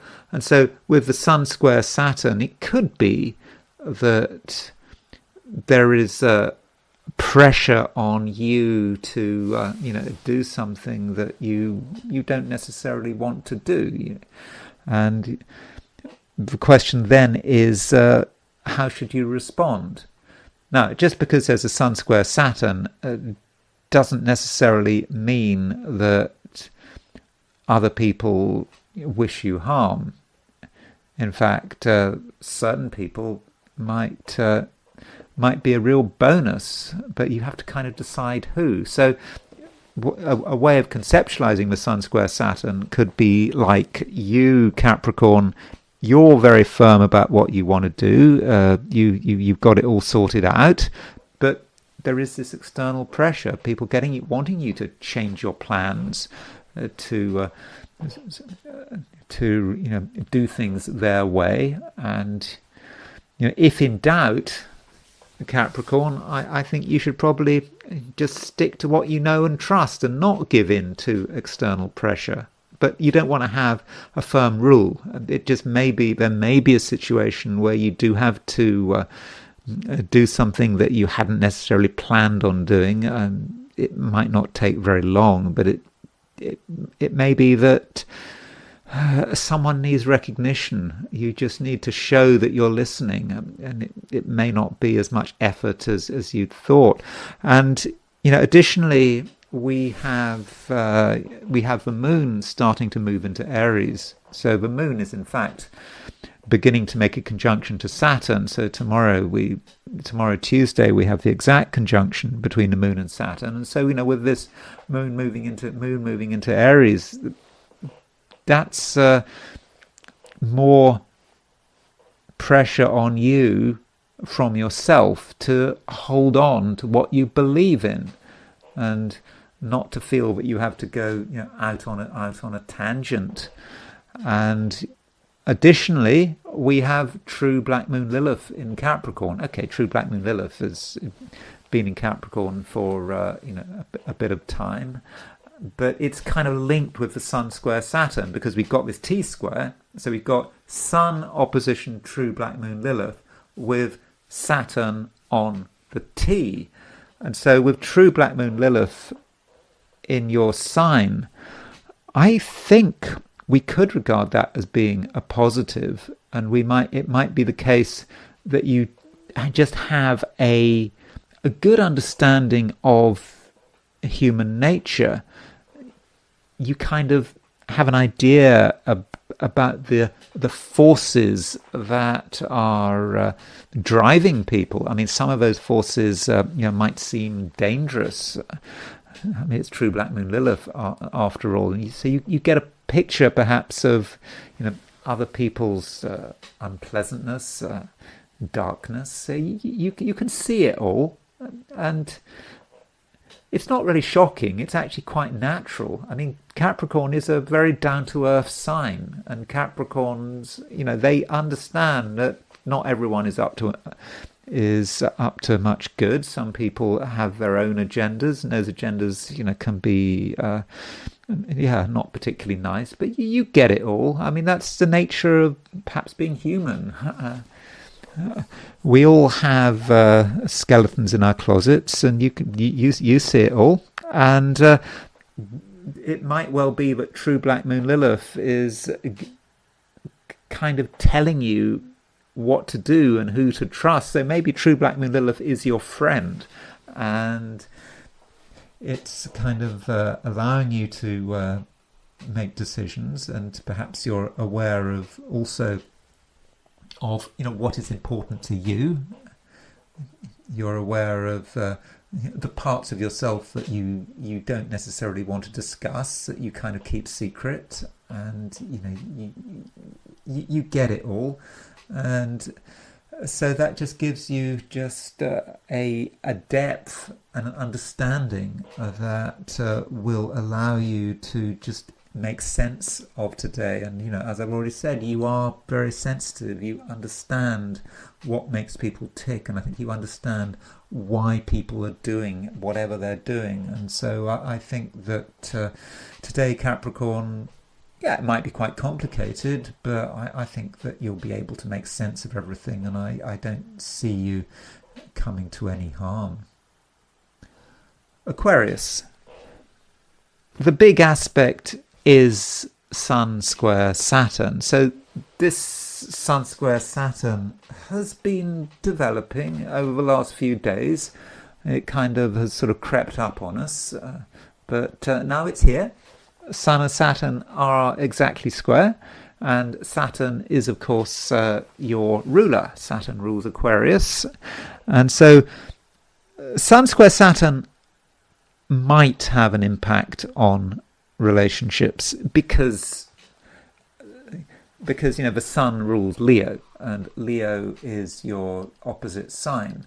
And so with Sun square Saturn, it might occur to you that you and someone else perhaps have a difference of opinion. You see things in different ways. There's no point in trying to brush a thing under the carpet.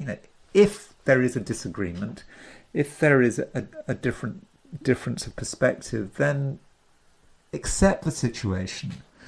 You might be tempted to just cooperate with someone, be in a partnership situation with someone, assume that just all your disagreements will somehow just resolve. Well, they won't necessarily resolve. I don't think they will resolve. I think you have to be clear right from the beginning. If there is a disagreement, be honest about it. Get it out into the open. And the more you can talk, I think the better. I think your ability to discuss problem areas at the moment, Aquarius, is actually very good, and I think you can be quite clever about it. You can not just use your mind, but I think you can also use your feelings, and you can work out what needs to be said, what needs to be expressed. And if another person has reservations and has worries, I think you will just pick up on these reservations and worries pretty quickly. And so relationships, they might be difficult, but that doesn't mean to say that they represent an unsurmountable problem. And I think the key point is for you to just be open and honest. And I think that in the end, such an approach will be appreciated. And at the same time, with this Sun square Saturn, you should be happy to be challenged. You haven't got all the answers. And maybe you had assumed that certain things were going to happen quickly. Why not? Saturn's in Aries. So with your ruler in Aries, Aries is a sign which is about action, taking the initiative. You might feel that certain things can just be, you can see them through, and it's all going to be straightforward. And it may be pointed out to you that things aren't as easy as they seem. And you might not want to be told that. and you might, in certain cases, be unwilling to listen to what another person is telling you. If you're being told that things are going to be more drawn out than you'd appreciated, that things are going to take longer, then don't react in a hostile way. Consider the possibility that you are being told the truth, and if you understand the truth of the matter, that's great. And so certain relationships, particularly if a relationship has a sort of a practical nature, can actually be very useful. Right now, with no planets in Earth signs, there is a certain lack of grounding, and you, Aquarius, may actually be vulnerable to a certain lack of grounding. You haven't really wanted to bother too much with the material side of things, but maybe the material side will be pointed out to you by someone. They may point it out directly to you, or they might show you by example. And if you understand the problem in all its complexities, then surely Aquarius, that is a good thing. Pisces. The moon starts the day in Pisces, it ends the day in Aries. Although, if you're in Australia or New Zealand, I think that pretty much the whole day the moon is in Pisces. And so, with the moon in Pisces, I think that is a pretty good place for the moon to be. And so Pisces, try and do things, as early as possible, particularly if you're in the Americas, because if you're in the Americas, in fact, late morning, even earlier, the moon changes sign and moves into Aries. So maybe if you're in America, get up early and, see what's available, see what you can do. I mean, the moon in Pisces, late Pisces, will be sort of making a trine to Mercury in Cancer, and that moon trine Mercury is it's a pretty intelligent trine, but it's a natural intelligence. Maybe it's an emotional intelligence as well, just understanding how things are, being able to pick things up on an emotional level and be able to sort of do the right thing. And so it could be, if, for example, you're in the Americas, you wake up and certain things seem obvious to you, they feel obvious to you, then that may allow you to plan your day ahead in a way that is constructive and is emotionally aware. And even when the moon moves into Aries, you will have set your day up nicely. So take advantage of it, and I think, with the moon moving into Pisces, that's, as the moon is moving through late Pisces, perhaps that is the time to make your decisions. And then once the moon is moving through Aries, you'll then perhaps be able to act on those decisions. And in the process, don't feel that you necessarily have to get too close to any one person. I mean, some people could actually be quite confusing. They might give sort of confusing messages. They might be unsure of themselves, and they just transmit that uncertainty to you. And so if you spend time with another person, the longer you spend with that person, the less clear things might be. So it's probably important that you give yourself a certain amount of variety, different views. One person has a particular approach. Well, that approach might work. It might not work. But there's always a different way of doing things. Now, when the moon moves into Aries, it does make a trine to Jupiter. And that means, it's making a trine to Jupiter, which is your ruler. Now, Moon trine Jupiter kind of sounds exciting, doesn't it? Particularly now, Moon is in Aries, Jupiter is in Leo, a very sort of fiery trine. And that means with this moon trine Jupiter Pisces, you just have a natural understanding of how things can work, how things should work. And, with this understanding, you can create a situation which can actually work to your material benefit. So if you think that for example, where the money lies, or what you need to do to be able to profit from a situation, or indeed to create a situation which you are later able to profit from, then I think it's actually going to be all, very obvious to you. So if you just have a feeling of knowledge over the course of the day, particularly later in the day, then I would suggest that you really go with it. And those are my forecasts for the 12 signs. And now I want to turn to the I Ching.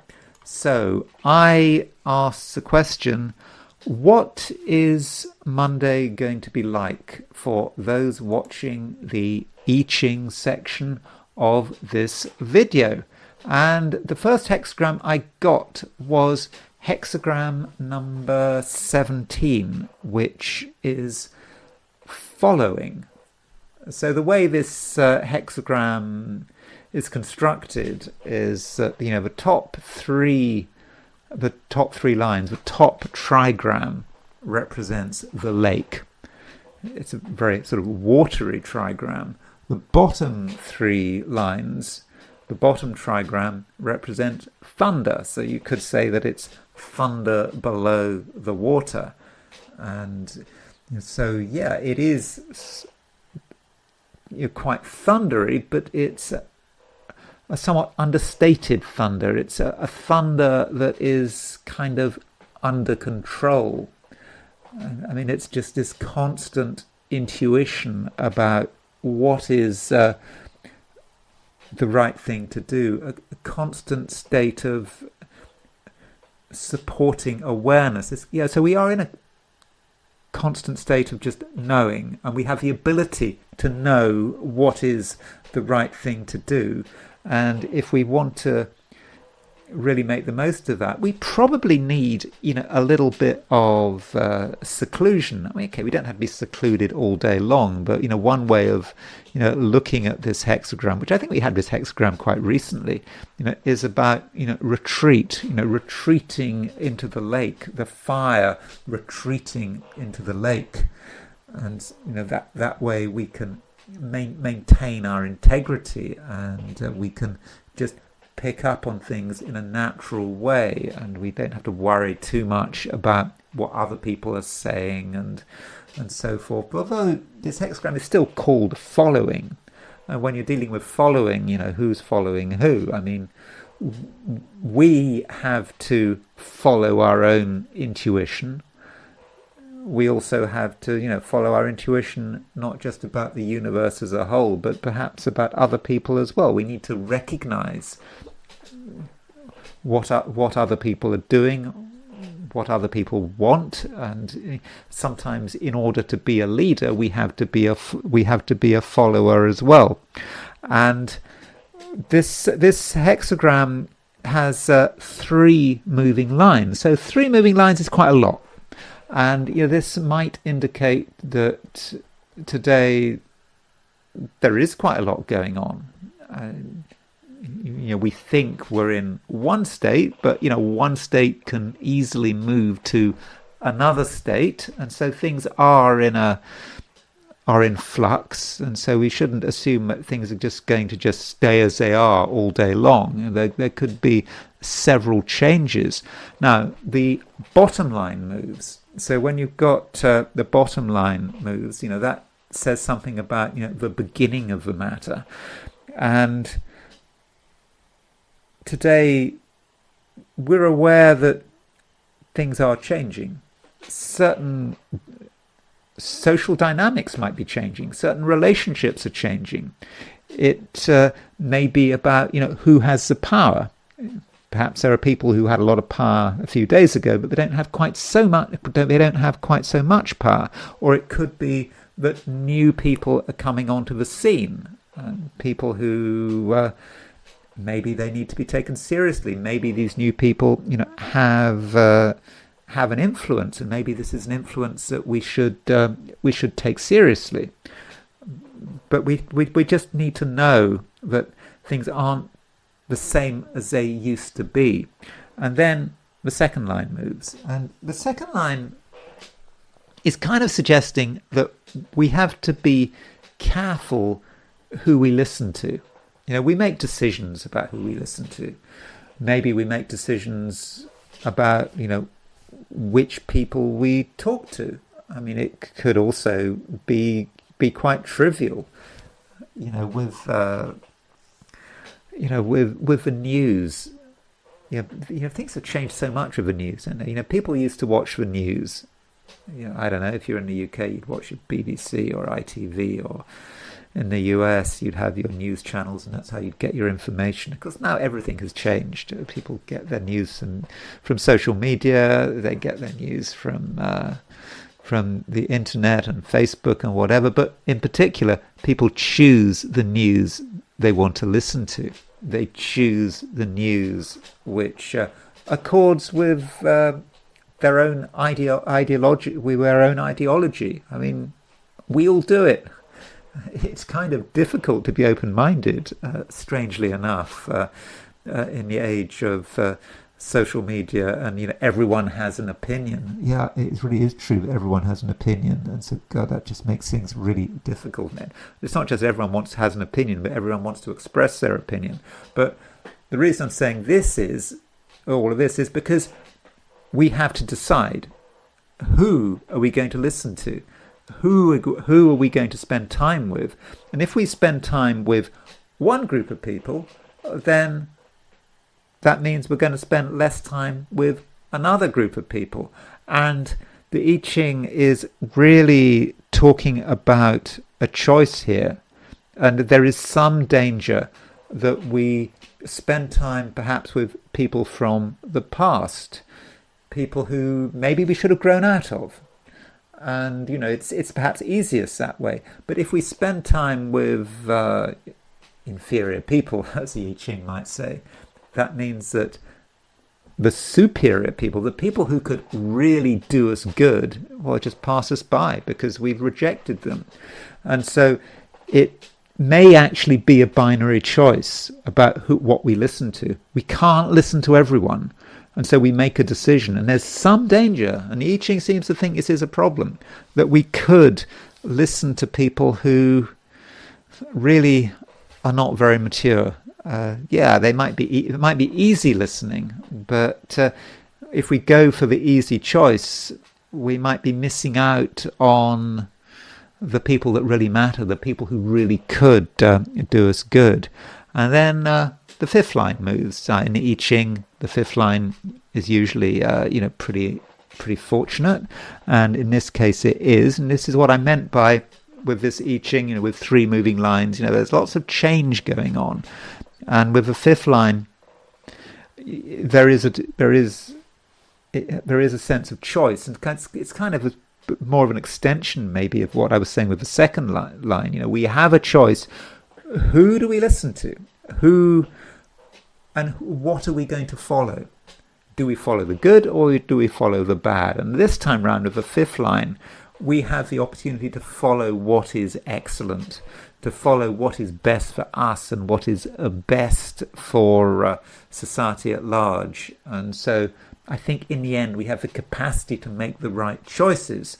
And with these three lines moving, it means we move to a second hexagram, and the second hexagram we move to is hexagram number 40, which is deliverance.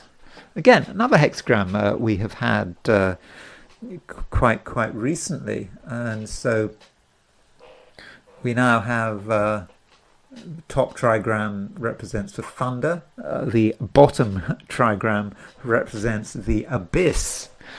So you can see the danger here, the abyss at the bottom, but the thunder perhaps represents some new force. Perhaps there was a potential for us to be stuck in the abyss, but the thunder comes, and the thunder perhaps provides a solution, perhaps even provides a salvation.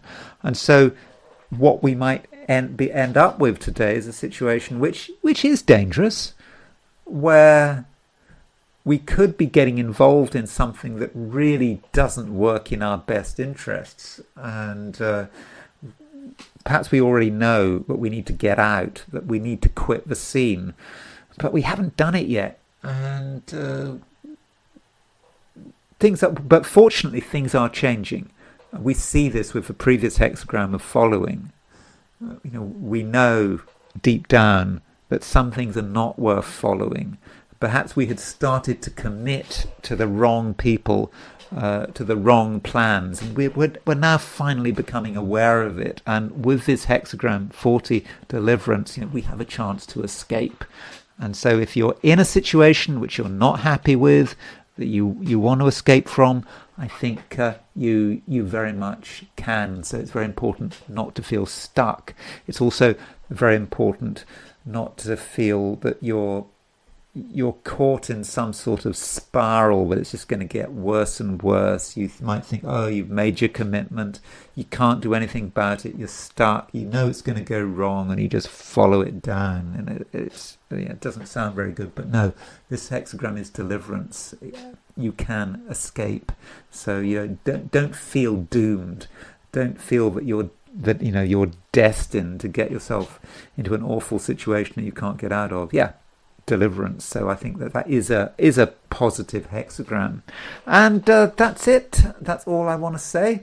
Thank you very much for watching this video. If you enjoyed this video, I'd be very grateful if you were to like it. If you're not subscribed, I'd be super grateful if you were to subscribe. If you want to buy me a coffee, there's a link in the description. And I will talk to you again tomorrow.